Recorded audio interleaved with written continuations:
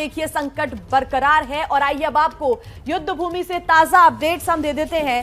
अब पल पल का अपडेट आप तक पहुंचा रहे हैं। 121 घंटे से ज्यादा का वक्त हो चला है। आज छठे दिन रूस यूक्रेन युद्ध जारी है दोनों ही देशों के बीच, और ये जंग और भी तेज होती हुई नजर आ रही है। कल बातचीत हुई लेकिन कोई बात नहीं बनी। कीव के बाहर रूसी सेना का 64 किलोमीटर लंबा काफिला नजर आया। सैटेलाइट से तस्वीरें सामने आई है। यूक्रेन ने दावा किया है कि रूस ने वैक्यूम बम से भी हमला किया है। कीव में कल देर रात तक या कहें रात भर सायरन बजते रहे। अलर्ट कर दिया गया है वहां के लोगों को कि वो जल्द से जल्द सुरक्षित स्थानों पर जाएं। हालांकि लोगों में अफरा तफरी का माहौल भी देखने को मिला है। तो वहीं रूस ने फंसे भारतीयों को मदद का भरोसा भी दिया है। यूक्रेन से 2012 भारतीय लौटे हैं और अब भी हजारों फंसे हुए हैं। और यहां मौजूद उनके लोग लगातार ये अपील कर रहे हैं भारत सरकार से कि वो जल्द से जल्द उनके लोगों को भारत वापस लेकर आए। हालांकि आज भी 2 फ्लाइट्स वापस आना बाकी है। और देखिए आप तक युद्ध भूमि से हर खबर पहुंचाने के लिए एबीपी न्यूज संवाददाता प्रणय उपाध्याय यूक्रेन में ही मौजूद हैं। और प्रणय उपाध्याय, राजधानी कीव से लीव तक की ट्रेन यात्रा उन्होंने की है। प्रणय की ये रिपोर्ट जाहिर तौर पर बताती है कि यूक्रेन में आखिर अभी हालात कैसे हैं, कितने खराब हो चुके हैं। आप देखिए रिपोर्ट। हम इस वक्त यूक्रेन की राजधानी कीव से बाहर निकली ट्रेन में हैं और ये ट्रेन चेर्नोवेस्ती की तरफ जा रही है। चेर्नोवेस्ती रोमानिया से लगती हुई यूक्रेन की बॉर्डर की जगह है जहाँ से लोग क्रॉस कर रहे हैं। लोगों का इवैक्यूएशन हो रहा है। भारत सरकार ने भी जो पॉइंट्स तय किए हैं उसमें चेर्नोवेस्ती भी एक पॉइंट है। इसके अलावा लवीव से आगे जो पोलैंड का बॉर्डर है वहाँ भी भारी संख्या में लोग मौजूद हैं। और ये ट्रेन करीब 8-9 घंटे का सफ़र तय करके लवीव पहुँचेगी और लवीव से आगे जो है अलग अलग बॉर्डर्स के रास्ते खुलते हैं। और इस ट्रेन की तक का नज़ारा अगर मैं आपको दिखा सकूँ तो इस ट्रेन के अंदर लोग हर जगह खड़े हुए हैं। ये आमतौर पर इस तरीके की तस्वीर नहीं होती है, ख़ासतौर पर यूक्रेन या रूस की ट्रेनों में। लेकिन यहाँ पर जहाँ तक नज़र जाती है उसमें भीड़ ही भीड़ नज़र आ रही है। पूरी ट्रेन जो है वो भरी हुई है। ट्रेन में अंदर का नज़ारा है वो कुछ इस तरीके का है। और लगातार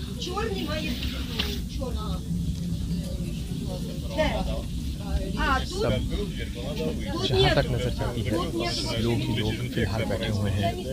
सब लोग यहाँ से निकलना चाहते हैं। बॉर्डर पॉइंट्स की तरफ ये जो जाने वाली ट्रेनें हैं ये खचाखच भरी हुई हैं और साथ ही स्टेशन के ऊपर भी बहुत बड़ी संख्या में लोग मौजूद हैं।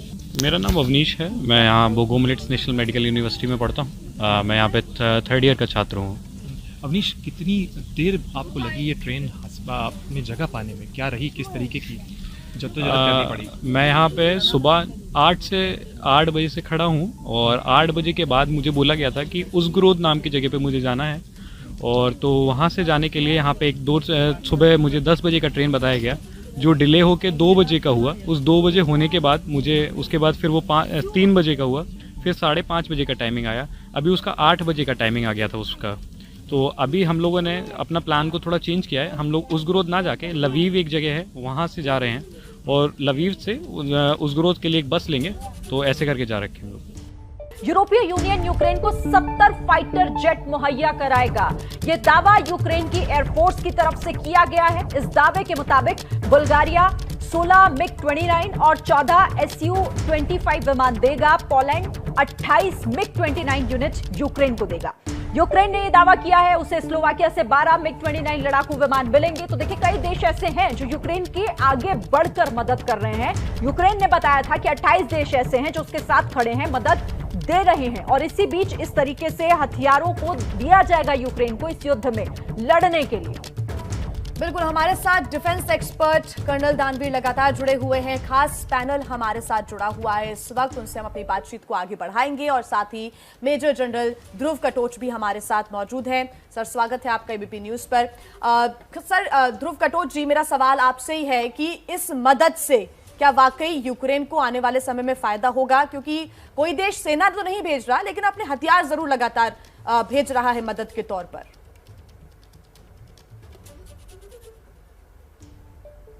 देखिए, उन्होंने कहा है कि वो हथियार और एयरक्राफ्ट भेजेंगे, लेकिन वो पहुंचे नहीं है, और मुझे ये लगता है वो पहुंचेंगे कैसे।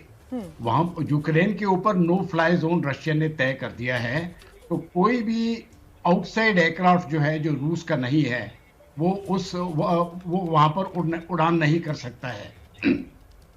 तो इस हालत में बाय एयर कोई भी सपोर्ट यूक्रेन को आना नामुमकिन है।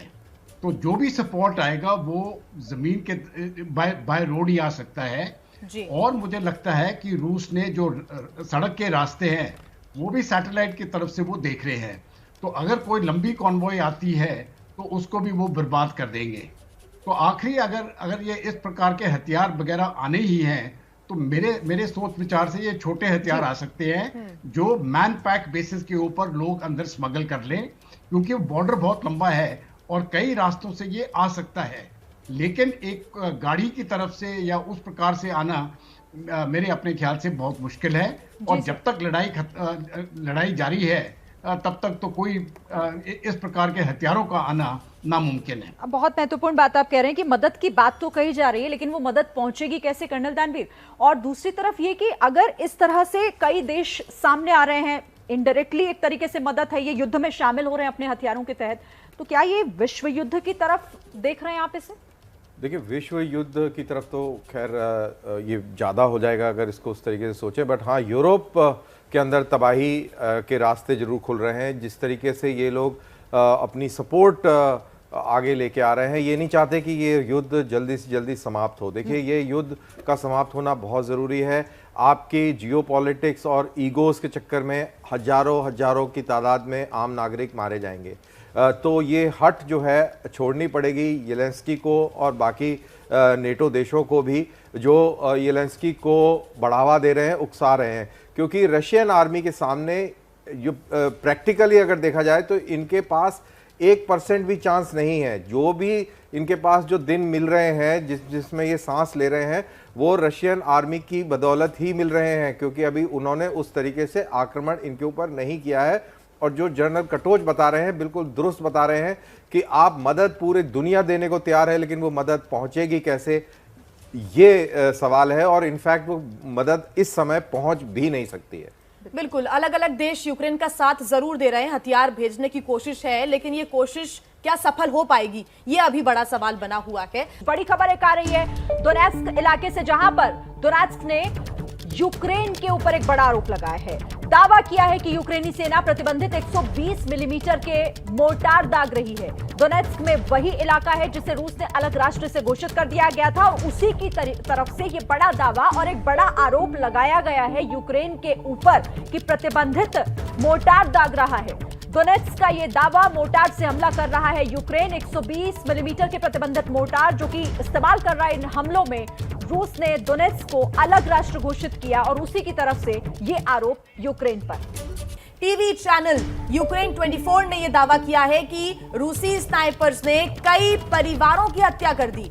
इस दावे के मुताबिक खेरसोन रीजन में भी तकरीबन सभी जिलों में रूसी आर्मी, रूसी सैनिक पहुंच चुके हैं और वहां मासूम लोगों को निशाना बना रहे हैं। सिविलियंस को निशाना यहां पर बनाया जा रहा है। ये यूक्रेन 24 ने दावा किया है, जो कि यूक्रेन का एक टीवी चैनल है। इस दावे के अनुसार रूसी स्नाइपर्स ने कई परिवारों की हत्या कर दी। इस दावे के मुताबिक खेरसोन रीजन में तकरीबन सभी जिलों में रूसी आर्मी पहुंच चुकी है और वहां मासूम लोगों को निशाना बनाया जा रहा है।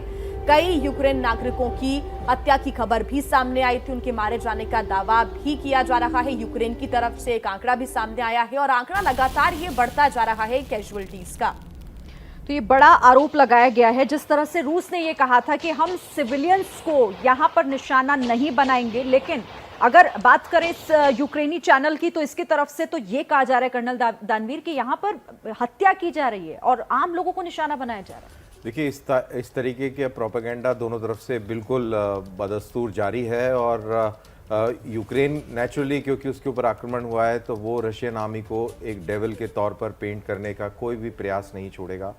लेकिन साथ साथ ये भी है कि लड़ाई के अंदर इस तरीके की घटनाएं बिल्कुल होती हैं। ये वॉर क्राइम्स होते हैं। हिस्ट्री गवाह है कि चाहे आर्मी कोई सी भी हो, उनके वॉर क्राइम्स होते हैं और ऐसा हो भी सकता है, इसको डिनाई भी नहीं कर सकते। लेकिन एट द सेम टाइम उसको उतनी ही अहमियत देनी चाहिए। ये जब हम समझते हैं कि लड़ाई के टाइम प्रोपेगेंडा दोनों तरफ से बदस्तूर इसी तरीके से जारी रखा जाता है। बिल्कुल, ध्रुव कटोच भी हमारे साथ लगातार जुड़े हुए हैं, लेकिन उसके पहले एक बड़ी खबर अपने दर्शकों को हम बता दें। खेरसौन के मेयर ने भी एक दावा किया है कि शहर के जो सभी एंट्री पॉइंट्स हैं उसको रूसी सेना ने ब्लॉक कर दिया है। उनका दावा है कि रूसी सेना ने इन जगहों पर अपना चेक पॉइंट अब बना लिया है। सारे जो एंट्री पॉइंट्स हैं शहर के रूसी सेना के द्वारा ब्लॉक कर दिए गए हैं। दावा मेयर ने यह भी किया है कि रूसी सेना ने इन जगहों पर अपना चेक पॉइंट बना लिया है। सभी एंट्री पॉइंट्स पर रूसी सैनिक तैनात हैं, उन्होंने अपना चेक पॉइंट यहां पर बना लिया है। खेरसौन के जो मेयर हैं उन्होंने ये बड़ा दावा किया है। इसके पहले यूक्रेन के चैनल के द्वारा दावा किया गया कि जो रूसी स्नाइपर्स हैं वो अब परिवारों को, मासूमों को अपना निशाना बना रहे हैं, उनकी हत्या कर रहे हैं। कई दावे रूस ने भी किए हैं। रूस ने दावा भी ये किया है कि दोनियस्क पर भी हमला किया जा रहा है, तो वहीं दोनियस्क की तरफ से दावा किया गया है कि मोर्टार यूक्रेन की तरफ से दागे जा रहे हैं। ध्रुव कटोच जी हमारे साथ जुड़े हुए हैं लगातार। ध्रुव कटोच जी, ये दावे रूस की तरफ से भी हैं, यूक्रेन की तरफ से भी हैं। यूक्रेन की तरफ से एक बड़ा दावा है कि अब सीधे परिवारों को, इनोसेंट लोगों को निशाना बनाया जा रहा है रूसी सैनिकों की तरफ से।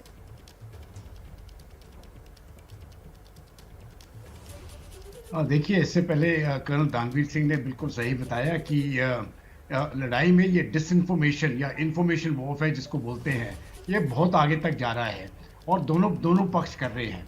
मेरे अपने ख्याल से जो सैनिक है वो आम तौर पर जो उसकी आदत होती है वो कभी भी सिविलियन के ऊपर फायर नहीं करेगा। हाँ, अगर फायरिंग हो रही है और सिविलियन बीच में आ जाते हैं तो कोलैटरल डैमेज जरूर हो सकती है, लेकिन एक स्नाइपर के जरिए किसी के ऊपर फायर करना, ये मैं समझता हूँ ये प्रोपेगेंडा है यूक्रेन की तरफ से। और डोनेट्स्क में जो उनकी तरफ से आया है कि वो मोटर फायर हो रहा है बिल्टअप एरियाज में या जो शहरी इलाके में, मुझे लगता है वो दोनों तरफ से ये प्रोपेगेंडा अभी आगे चलता जाएगा। लेकिन एक खबर जो अभी बताई है कि रूस के सैनिकों ने वो शहर घेर लिया है और रास्ते अंदर बाहर जाने के रोक लिए हैं, ये मुझे लगता है ये बिल्कुल सही है। और ये रूस की अभी ये जो लड़ाई के जो करने का तरीका है वो यही होगा, वो पूरे उस शहर को पूरी तरह से घेर लेंगे, लेकिन शहर के अंदर लड़ाई लड़ने की कोशिश नहीं करेंगे। वो बिल्टअप एरिया में इस प्रकार की लड़ाई करना बहुत मुश्किल होता है और उनको बहुत नुकसान उठाना पड़ता है। तो इस घेराबंदी से ही वो 2 या 3 दिन में उस शहर को, बिल्कुल, क्योंकि खेरसौन से तस्वीरें और खबरें यही आ रही हैं कि एक तरीके से कब्जा करने की ये कोशिश है। वो सारे जो रास्ते हैं, जो बॉर्डर्स हैं उस शहर के, वो ब्लॉक कर दिए गए। बड़ी खबर युद्ध भूमि से, यूक्रेन की राजधानी है कीव और यहां पर हवाई हमले का अलर्ट जारी किया गया है। नागरिकों से बंकर में छिपने की सलाह उनको दी गई है। जो भी नजदीकी शेल्टर होम हो वो फौरन वहां पर पहुंचे और खुद को सुरक्षित करें। युद्ध भूमि से ये बड़ी खबर, एक और हवाई हमले का अलर्ट यूक्रेन की राजधानी कीव, जो कि घेराबंदी लगातार यहां पर रूस के सैनिकों की तरफ से की जा रही है और कीव तक पहुंचने की कोशिश, कीव में घुसने की कोशिश रूस के सैनिक लगातार कर रहे हैं। हवाई हमला हो सकता है, इसे लेकर अलर्ट जारी किया गया है।